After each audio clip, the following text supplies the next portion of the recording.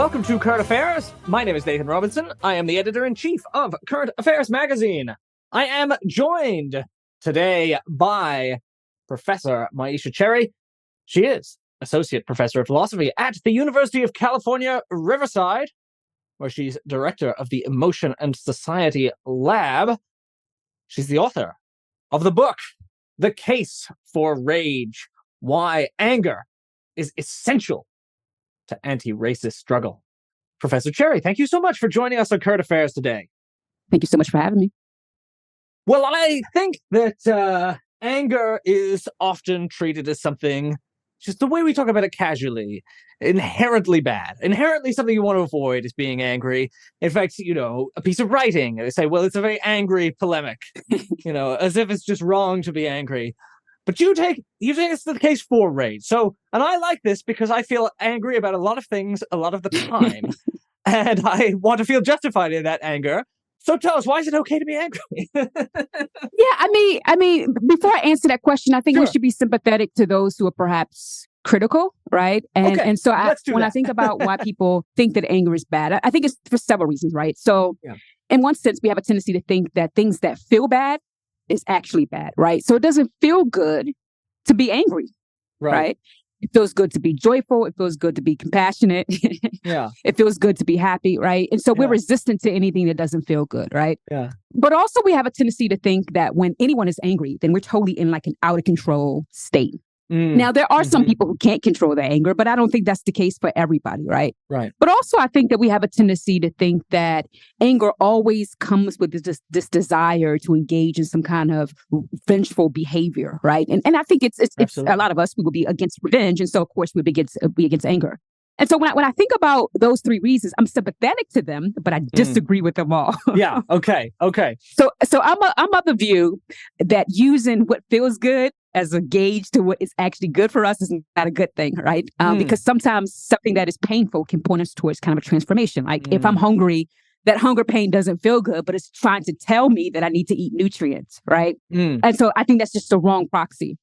I also think that, even though it doesn't feel good all the time, I want to say that it is good for us, right? And it's good for us in a variety of ways. And I'm referring to anger here. It's good for us because it points us towards that there's a wrongdoing that has occurred, right? And it's very important if we want to live in kind of a just society and kind of an ethical society that we are made aware, whether that's kind of from an emotional standpoint about what is wrong in our world, right? In order to make it better, in order to provide some kind of corrective. And so one of the things that anger does, and one of the reasons why I don't think that it's bad, is that it points us towards the bad so that we can change it, right? Yeah. And so not only does it kind of let us know that something, wrong is happening, but with that we can go to the wrongdoer and challenge them to be better. Yeah. And there's nothing like I grew up, in a single parent household. Sometimes my mother's smile, made me a better child. But that anger, when I knew that she was serious, when I knew that she was concerned about my moral well-being, when she really pointed out my wrongdoing, that really motivated me to want to be a better person, right? And so an angry person, people who are angry, the whole objective is to allow us to stop doing the bad and kind of help us transform and to become better. And so that's why I think that we shouldn't get rid of it, that it's not necessarily bad. It points us towards the bad so that we can morally transform.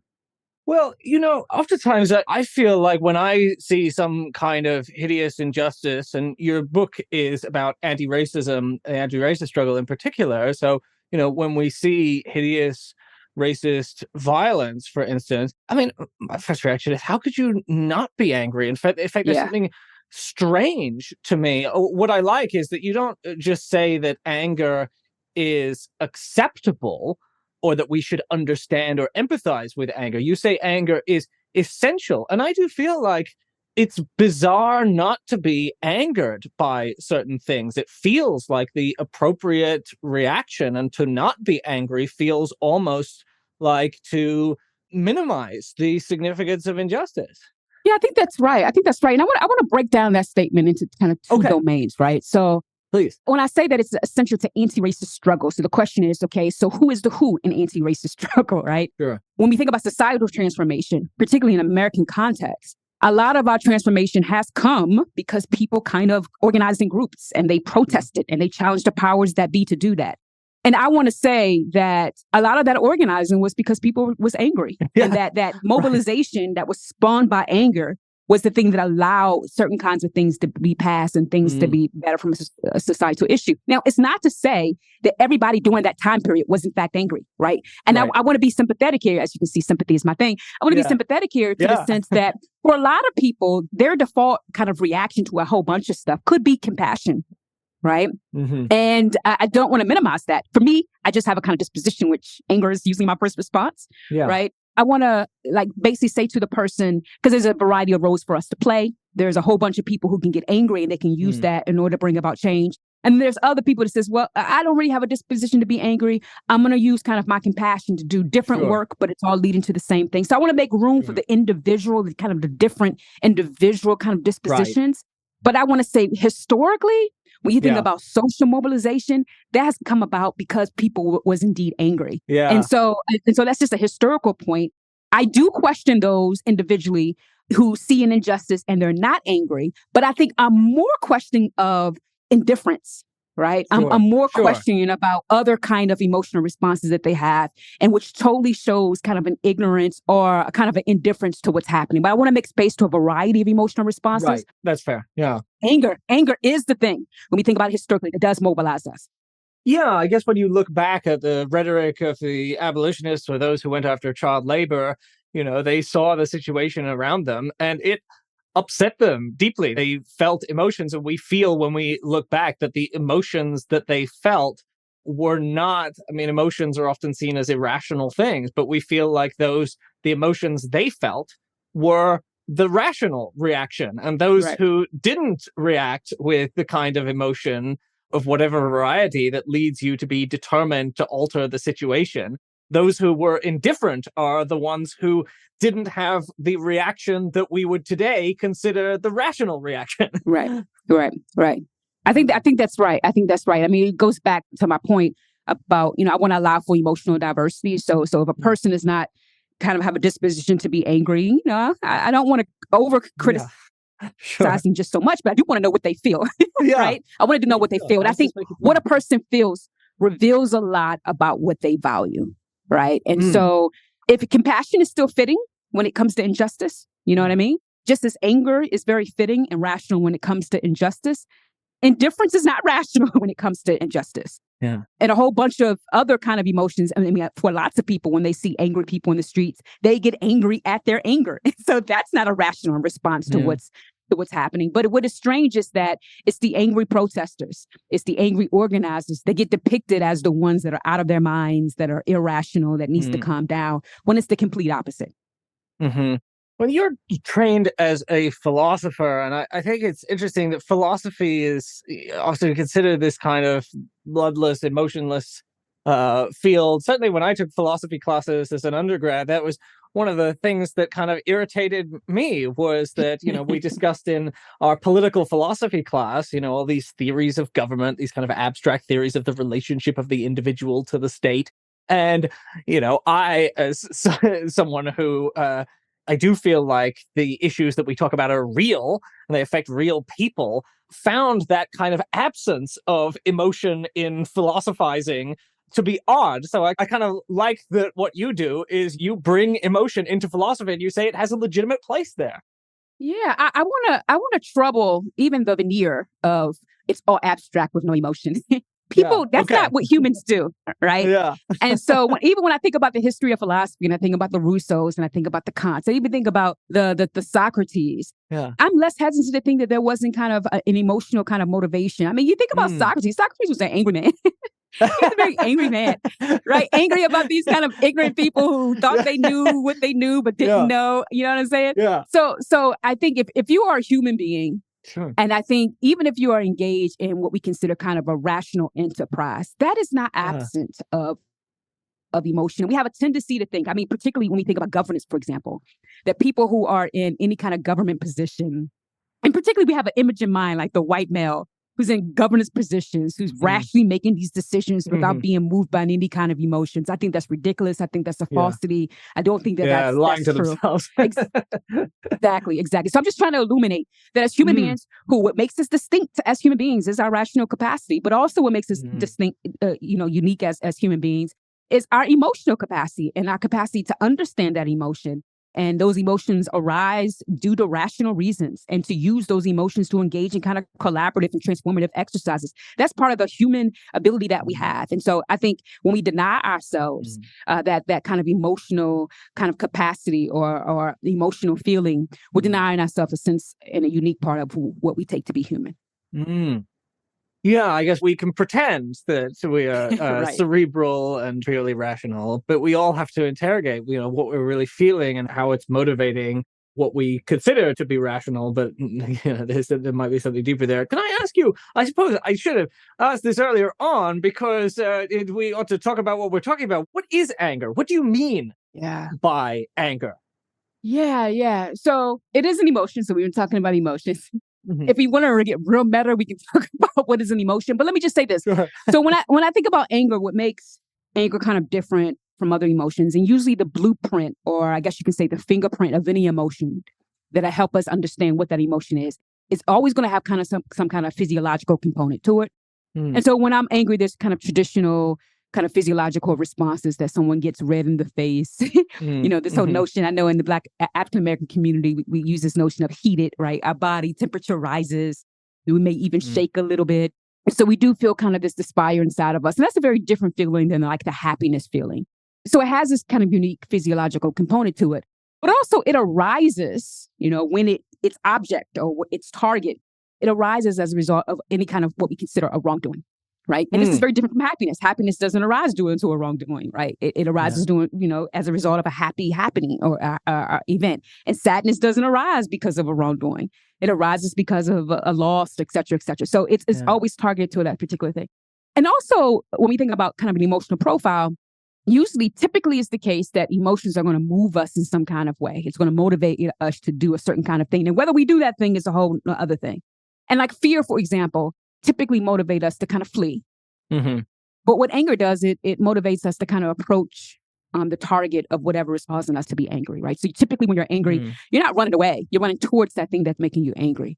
And so I think for me, that's the most kind of three important kind of aspects of an anger profile, is that it's directed towards wrongdoing and motivate us to approach the target of the wrongdoing. It has a kind of unique physiological kind of response. And that's what we typically take to be what we call anger.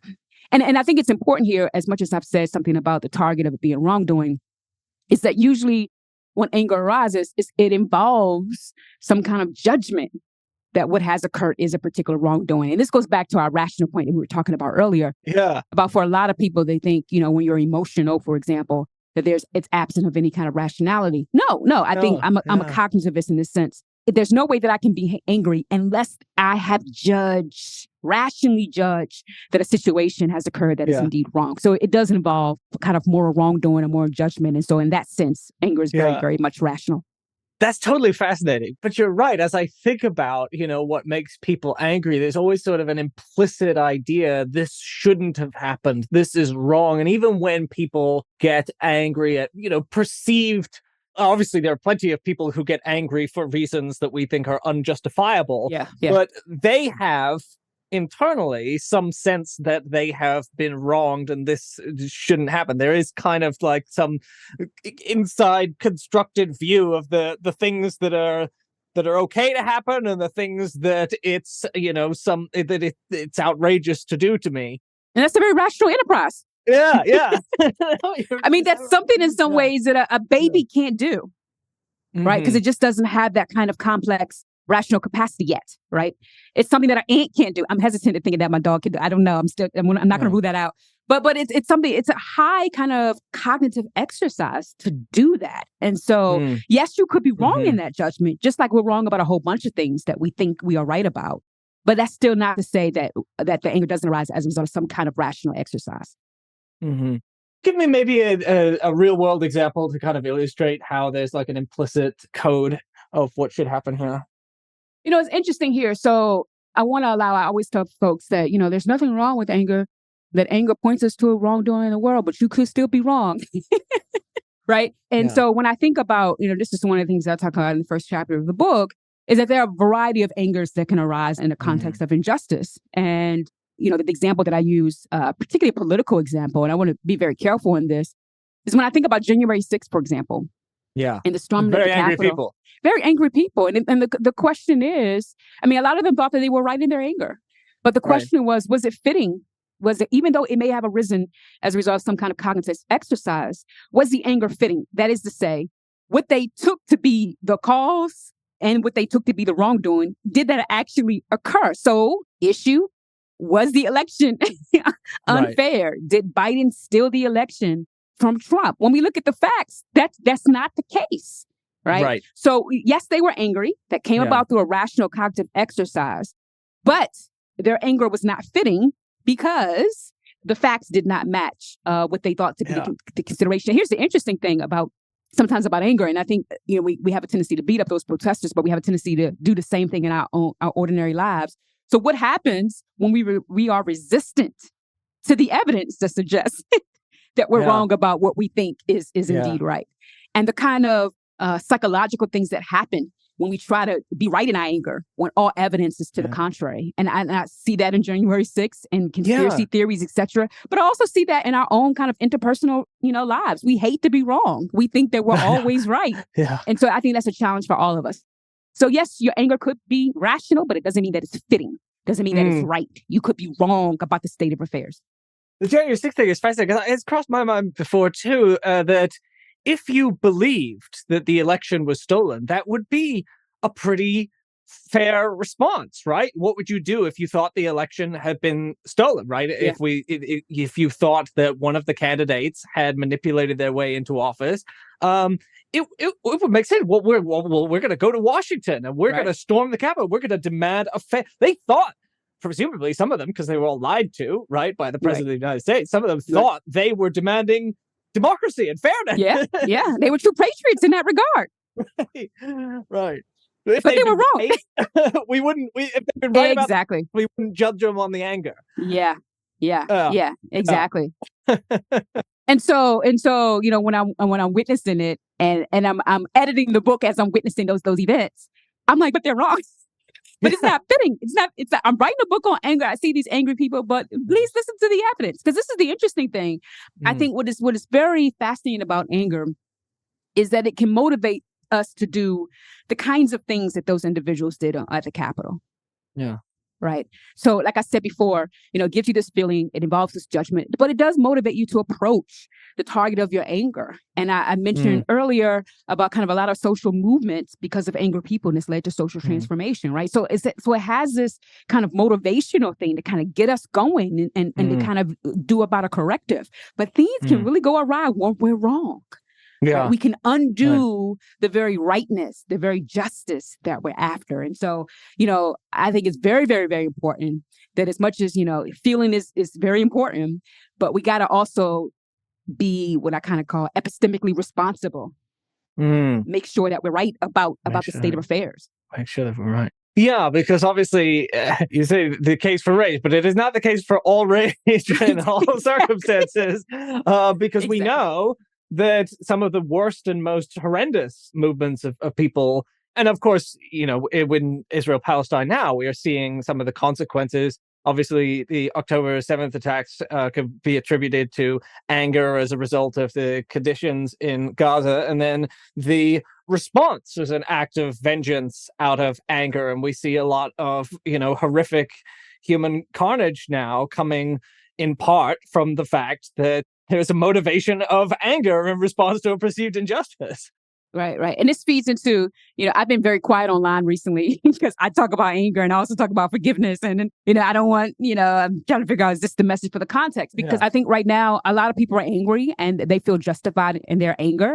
And I think when you have opposing sides to any kind of issue, I think that epistemic responsibility thing that we were talking about earlier, it becomes harder. And this goes back to one of the things I think is important here about making sure if our anger is supposed to lead us to kind of just aims. And I kind of gave the warning about making sure that we're right about things so that our anger won't undo the very thing that we're after. is, what do we do in these moments in which there are conspiracy theories, in which there are fake news, in which there's like no evidence, or there's some evidence and some evidence is being crossed over? Because we rely on news entities, we rely on presidents, we rely on leaders to tell us the truth. What do we do in this moment? What is the responsibility that we have as citizens of the world to make sure that our anger is responding to events and to news and to things that actually occurred, that is indeed in ways that makes us more epistemic responsibility. So I think, if anything I want to say about this moment is, I understand why people feel the way that they feel. But the challenge for us all is, how do we make sure we're right in feeling what we feel? And what are the kind of epistemic things, responsibilities that we need to take to make sure that we have the right information about these particular things? I don't have the answer to that. It's a challenge for us all. You're listening to the Current Affairs podcast from Current Affairs magazine in New Orleans, Louisiana. Current Affairs is a registered 501c3 nonprofit organization, and we depend entirely on reader subscriptions and donations. You'll notice we have no ads, no mattresses, no recruiters, no sports betting. If you can help us in our mission to build independent progressive media, please visit currentaffairs.org/donate to make a donation, or currentaffairs.org/subscribe to subscribe to our beautiful print magazine. Thank you so much for supporting our work. Now, back to the program. How do you think about, it strikes me that anger, the kind of righteous anger that is directed towards getting rid of something that is actually bad and unjust, is we want the anger to achieve its own abolition, because, as you say, anger is not something we want to feel. It's not something that we enjoy feeling, and it's in response to something that we think is wrong, or we would rather the situation be different. We're ultimately trying to change the situation. I mean, what is the process by which anger dissipates? So what is that? I mean, you mentioned forgiveness there. Can you tell us a little bit about what the ideal process, if we take anger as a legitimate, justified in certain situations, how do we ideally get past our anger to the post-anger stage, which is presumably what we're ultimately intending to do? Yeah. So there's just two ways to answer this question, given everything that you said. And I think the first way is kind of the easiest way for me to answer the question. It's something that I addressed at the last chapter of my book, the concluding chapter of my book. And I asked this question about, how people sometimes ask the question, particularly for a lot of protesters, when are you going to let go of this anger, right? And, particularly I'm thinking about an anti-racist context, is, well, the anger is going to dissipate when the racism dissipates.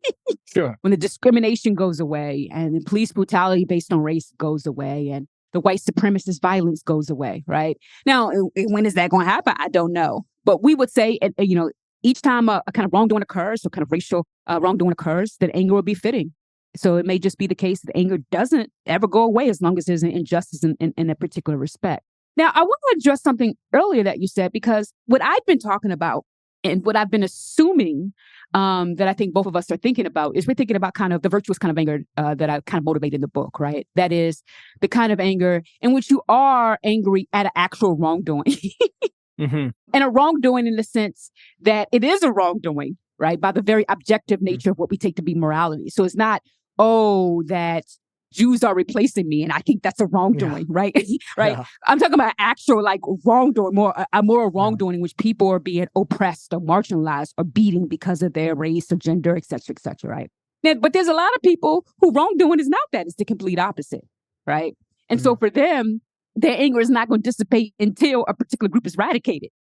So I want to be very careful that in answering your question about when is it going to go away, I don't know when this is going to go away. It's not going to go away until the very thing that it's angry about goes away. But I want to be very, very careful that the kind of anger that I'm particularly talking about is the kind of virtuous anger that is right, that is fitting, that is about true justice, and not for kind of what I've been referring to, kind of racist or white supremacist aims, et cetera, et cetera. Yeah, we should be clear that in the book, what you do is, as I say, you're a philosopher, so you go through and you create a kind of typology of different types of anger, and you think about, you draw very careful distinctions. Maybe you could tell us a little more about it isn't in your book just like, the good anger versus the bad anger, right? So a while ago, I kind of laid out what I take an emotion to be and how anger kind of is a distinct emotion. And so I'm going to do some other distinctions as you just pointed to. Yeah. So there's a variety of angers that we can have in the political context. I give names to them, but I think more importantly, it's interesting for me to kind of lay out what I think is the difference between them all, right? So when I think about anger, it's going to have a target, right? So what is your anger about? It could be about racial discrimination. It could also, what is the anger motivating you to do? Well, it could be, well, I want to protest racial injustice and so that it can be eradicated. And then there's also what I call kind of a perspective that informs it, right? So what is the kind of thinking of a person who is angry that's kind of guiding their motivations? Well, I think that people should be respected because they are human beings and they're owed dignity. And so we need to make sure that they live in a world in which they're safe and treated with respect, right? Now, I call that anger Lordian rage, right? It's directed towards change. The perspective that informs it is kind of perspective that's very interested in making sure that we get justice for everyone. It kind of motivates, kind of change and radical transformation in society so that, people can be respected and treated with dignity. That's Lordian rage. But there's other kinds of angers. So we mentioned the Capitol.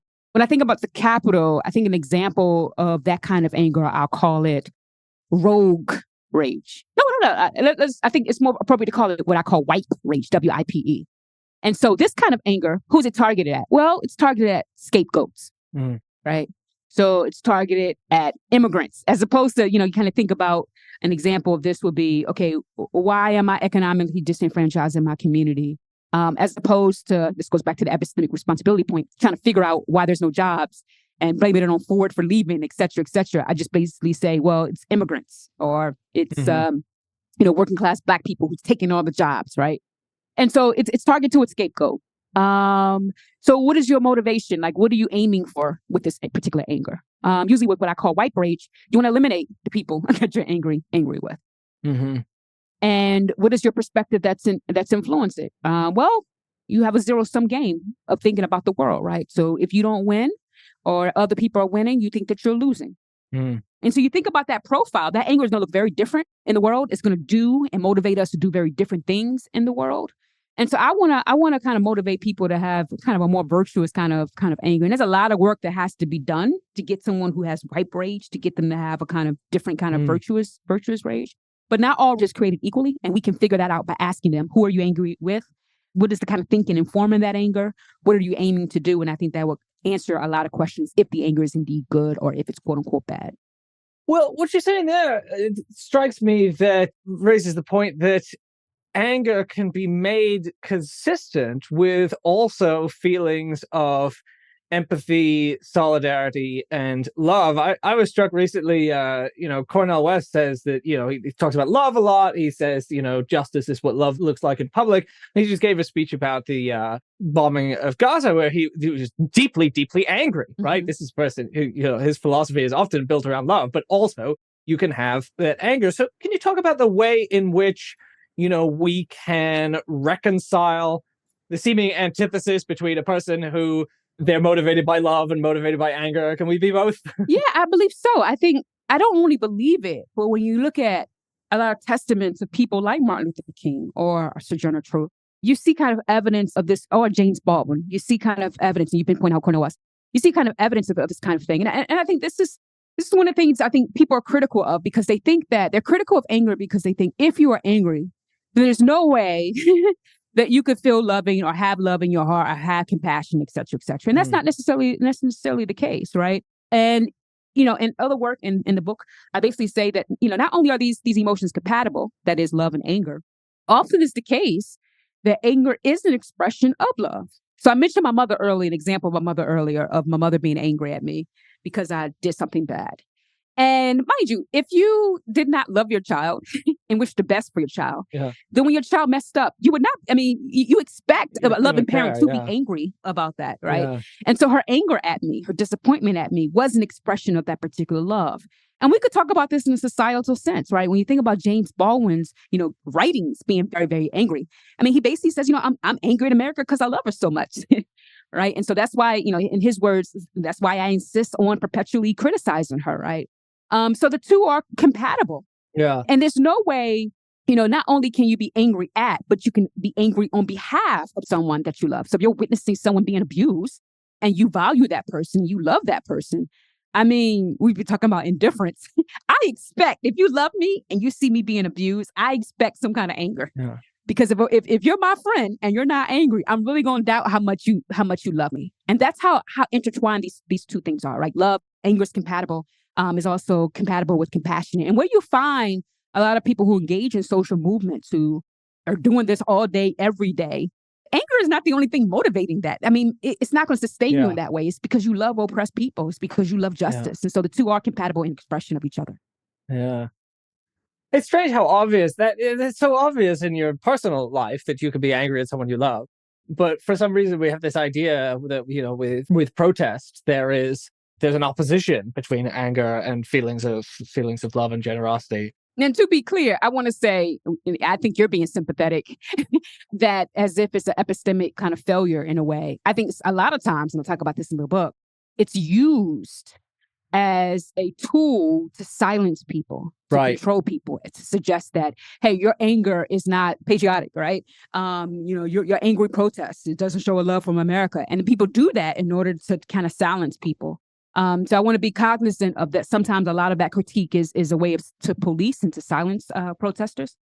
Yes. Well, and not just protests. As you point out, there are all these kinds of social rules for who's allowed to be angry when. Yeah. It's interesting that you mentioned that, how rationality is very much connected to emotions, but also control, order, social power is also connected to emotions. In a society in which we're not all equals in practice, in a society that's full of social control, one of the most powerful ways that you can control people is to control how they feel and control what they feel. So I talked about policing and silencing earlier. So what you do in a particular society, and this is just the case, let's talk about gender for a while. It used to be the case that women were not allowed to be angry, right? Only a man could be angry on her behalf, right? And the only reason why that was allowed is because a woman had no value within herself. So value was very much connected to anger. And so, but if you don't have any value, then when you're mistreated, you have no right to speak out. But a man could be angry on her behalf because a woman was his property. And because by virtue of his gender, he was already valuable in society. Then when that property was infringed upon or disrespected, then he was disrespected. And so his anger was respected. And so anger has always been connected with power and value. And you can always tell if someone values you as a member of society by the way in which they respond to your anger in society. I think it's important for us to be very cognizant of how that happens in the news. I mean, you think about, I talked about Martin Luther King. A lot of times when a lot of protest movements happen, I'm always interested to see what political commentator is going to incite Martin Luther King first. Right? To mention how forgiving and loving he is. I mean, that's a tool to kind of use to silence people. And you do that because you think you want to control them in a certain kind of way. But we don't do this. We think that if people have a certain kind of the right body, then we always think that they have a right to be angry. So white men, when they're disrespected, we always think that they have a right to be angry. And so I just want to challenge us in that respect. I think, I don't think this needs to be said, but all of us have value, inherent value, and all of us have a right to dignity and respect. And so when we're mistreated, then we have a right to be angry. And we need to be very cognizant and conscious in our individual lives about how we assess and we judge the emotions of others and making sure that we do not reinforce or reify power structures and social structures in that domain. It seems like a kind of frivolous example, but I couldn't recall when you were speaking that in your book you cite the wonderful SNL skit with Idris Elba, where he plays the Impossible Hulk, black man who turns into an indignant white lady when he's angry, and of course he develops it's a superpower. Right. And it's interesting for those who have no idea what we're talking about. Please go on SNL. Please go on YouTube, and you can find the skit. I didn't know it until the book. But I think it's a wonderful example about whose anger we take seriously in society. Yeah. And so, people are familiar with the Incredible Hulk story. If you're not, come on now, you should, right? So, but instead of Idris Elba turning into kind of the Hulk, he turns into a white woman, what we consider a Karen. And mind you, the context is when he's angry, no one takes him serious as a black man. Mm-hmm. But his anger allows him to transform into a white woman. And when she's angry, everyone takes her seriously, right? Mm-hmm. And so I find it fascinating because it shows us even though they're two different genders. And if they were both white individuals, then I think it would be the opposite. Like a woman would transform into a white man. But I think what I find fascinating about the skit is that they're showing us that the gender kind of falls apart in some ways. Well, not really falls apart. It operates differently. That in the racial context, his anger as a Black person is not respected, but it is respected when he's a white man. And so I think we need, white woman. I think we need to be very careful in making sure we don't reinforce these structures in the way in which we assess and listen to people's anger, just as we don't want politicians or people in power to do the same. Sort of back to where you started, because you started talking about how in the discourse there is this idea that anger and rationality are opposites, and you quote one of the sort of leading political philosophers of our time, Martha Nussbaum, who she says that anger, she has a few reasons why she argues against the political uses of anger. So it downranks the wrongdoer to a moral position beneath us, creates a desire for payback and revenge. She says it can be useful, but the uses are limited and goes astray, and it's an impediment to the other obstacles, the other emotions that we need: generosity, empathy, and love. And so her ultimate conclusion is a bad strategy and a fatally flawed response. You've addressed some of why you think that's wrong, but what are the consequences of adopting that view? I mean, if you adopt that view, what are the political consequences in terms of the things you'll allow, and where does that view get us that we shouldn't go? Well, it doesn't get us to the moral transformations that we've talked about so far, right? It doesn't really hint at the historical record about there was angry people who responded to injustice, that anger motivated them to engage in kind of social transformation. We are reaping the benefits of their anger today, right? So as far as that utility and its limits, as a Black person in America who have so many more rights because there were people who were angry on my behalf in the 1800s, in the 1900s, to say that their anger has limits, it just doesn't match up to the actual record. This also gives me the opportunity to kind of reiterate some of the things that we talked about these things are not an opposite. So generosity and love is not incompatible with anger, right? You have anger because you love people, because you are expressing compassion. And you don't just have anger all day, right? And we're not always constantly in an angry state all day. But also, it's not backward looking. It takes us towards the future, right? It takes us towards a better world. It doesn't try to bring the wrongdoer down. I mean, when you think about, it try to reminds the wrongdoer that you're not above me, that we're equals. And so treat me accordingly. And so as much as, Martha Nussbaum is a brilliant philosopher, we do disagree in this particular regard. And we disagree because, I truly believe when I think about the historical record and my interpretations of just the work of King and a whole bunch of other folks, I know that I am the recipient of the work and the sacrifice of angry people, but also angry people who was angry because they love folk and they were compassionate towards folk. And I see not only did that happen in the past, but what's happening in the future, in the present, and a lot of stuff that has been passed. When we think about Black Lives Matter, we are the recipient of the work of angry folk. Yeah. And so I just want to remind people, and I think arguments like that have made people feel not seen, has made them feel guilty about their true feelings, and it makes them repress their emotions and suppress their emotions. Sure. I don't think that when you have a situation like that where you're repressing and suppressing, that's gaslighting people. But it's also putting them in a psychological state that's not healthy for them. And so I want to recommend to people, if you're angry about injustice, you're not wrong. You're not a hindrance to democracy. Yeah. Your anger shows that you value lives. I want you to use that anger in social transformative ways. Yeah. And there's nothing wrong with it. Get with other people who's doing it to make a change. And with all that stuff together, we can create a better world. Yeah. Yeah, you have the wonderful title of your essay for The Atlantic, Anger Can Build a Better World. That's lovely. You have in the book, you discuss how we need to manage our anger, make sure it is directed towards actions that achieve our goals, that take away the thing that is creating our anger, rather than, just revenge. But that doesn't mean, so we have to take our anger and use it productively. But you make a pretty compelling case here that it can, in fact, be used productively. Yes, it can.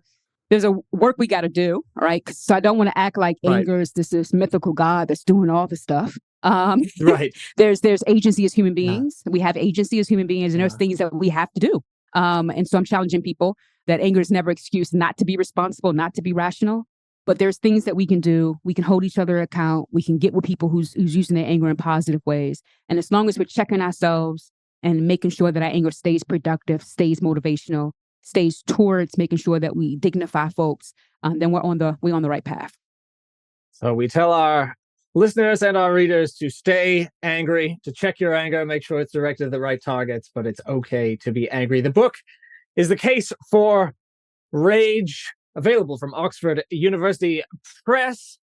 My guest has been Professor Myisha Cherry. Professor Cherry, thank you so much for joining us on Current Affairs today.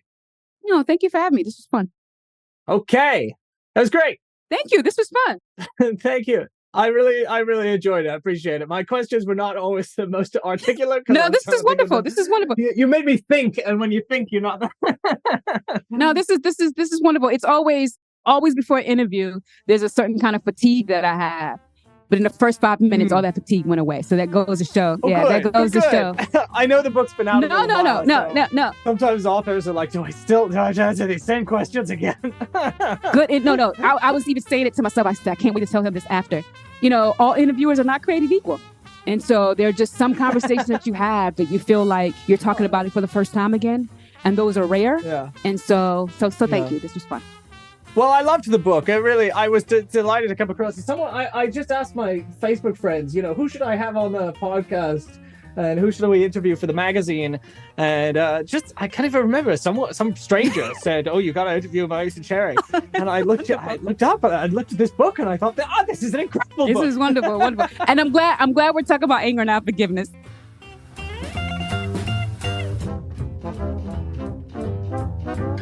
The Current Affairs Podcast is a product of Current Affairs Magazine. If you are not subscribed to Current Affairs Magazine, visit currentaffairs.org/subscribe today and get our glorious print edition. The Current Affairs Podcast is released regularly every week on patreon.com/currentaffairs. Thanks for listening.